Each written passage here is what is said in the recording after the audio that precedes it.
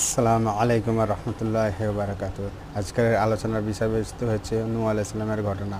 কিয়ামতের মাঠে নূহ আলাইহিস সালামের কওম কীভাবে মিথ্যা কথা বলবে, তাই সাক্ষ্য হিসেবে কোন নবীর উম্মতকে ডাকবে, তা বিস্তারিত আলোচনা করলেন উস্তাদ শেখ মতিউর রহমান মাদানী হাফেজাহুল্লাহ। চলুন আলোচনাটি শোনা যায়।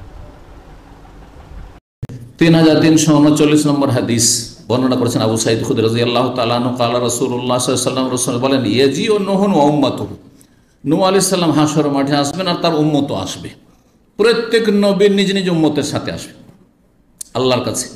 ফায়াকুলুল্লাহু তাআলা, তখন আল্লাহ বলবেন, হাল বাল্লাগতা নূহ, তুমি কি তোমার জাতির কাছে ইসলাম সম্পর্কে মেসেজ পৌঁছিয়েছো যথাযথ? তখন বলবে, হ্যাঁ আল্লাহ, এই রব্বে, হে রব, পৌঁছে দিয়েছি। ফায়াকুল উম্মতি, তখন তার উম্মতকে আল্লাহ জিজ্ঞাসা, উম্মত মানে যারা ঈমান নিয়ে আসেনি। তাহলে বোঝা গেল উম্মত দুই অর্থে ব্যবহার হয়, উম্মতে ইজাবা আর উম্মতে দাওয়া।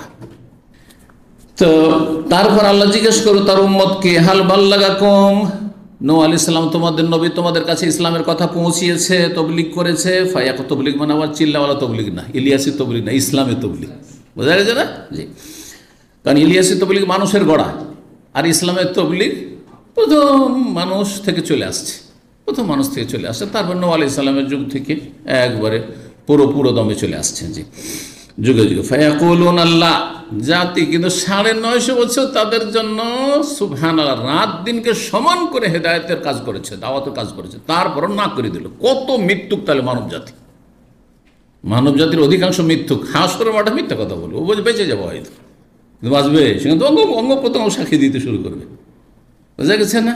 অনেক সাক্ষী সেখানে আপনার বিরুদ্ধে, আমার বিরুদ্ধে, অথবা পক্ষে নয় বিপক্ষে। মা জানা মিন নবীন, আমাদের কাছে কোনো নবী আসেনি। আরে পরিচয় নিবে না, বুঝে না, নবী আসেনি আমাদের কাছে। আস্তাগফিরুল্লাহ। অথচ রব্বে ইন্নী দাওয়াতু কওমি লাইলা ওয়া নাহারা, আল্লাহ বলছেন নূহ আলাইহিস সালাম ভাষায়, আল্লাহ রাত দিন সমান করে এদেরকে দাওয়াত দিলাম। ফালাম ইয়াজিদহুম দুআই ইল্লা ফিরারা, এরা আমার ডাকে তো সাড়া দিল না, শুধু পালাইতেই থাকলো সারা জীবনটা। 950 বছর পালাইতেই থাকলো না, ফেরার। যখনই ডাকি তখন জাহালু আসাবিহুম ফি আযান, নূহ আলাইহিস সালাম এদিকে যখন ইসলামের কথা বলতেন, কওলু লা ইলাহা ইল্লাল্লাহ, কানে আঙ্গুল ঢুকিয়ে দিত। শুনবো না। জাহালু আসাবিহুম ফি আযানিহিম ওয়াস্তাগশাউ সিয়াবাহুম, কাপড় দিয়ে ঢেকে নিত, দেখবো না এর মুখ। ওয়াসারু, একবারে কট্টরপন্থী ছিল। ওয়াস্তাকবারু, অহংকারী ছিল এই জাতি। আল্লাহু আকবার। আস্তাগফির ইস্তিগফার।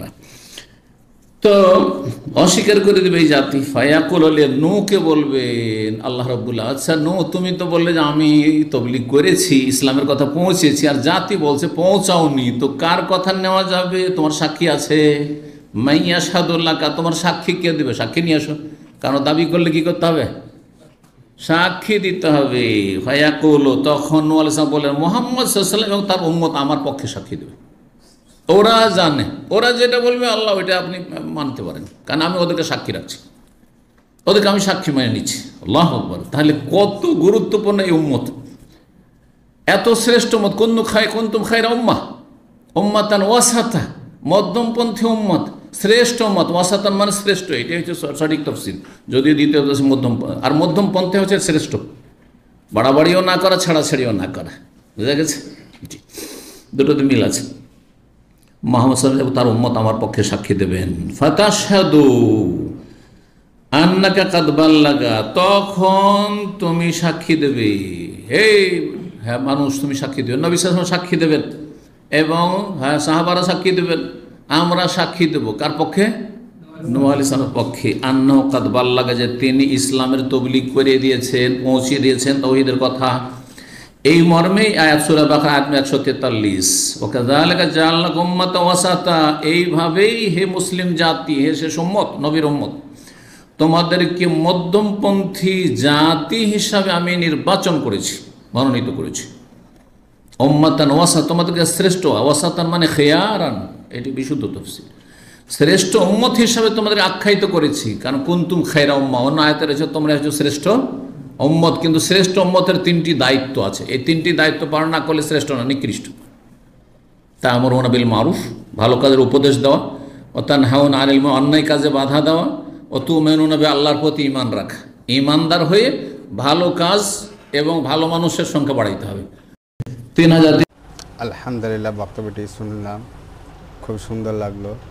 তো আমাদের এই উম্মত, আল্লাহ রসুল সাল্লাল্লাহু আলাইহি সাল্লামের যে উম্মত, সবথেকে সর্বশ্রেষ্ঠ উম্মত, তা আলহামদুলিল্লাহ তার উম্মত হতে পেরেছি। ভিডিওটি ভালো লাগলে অবশ্যই শেয়ার করবেন।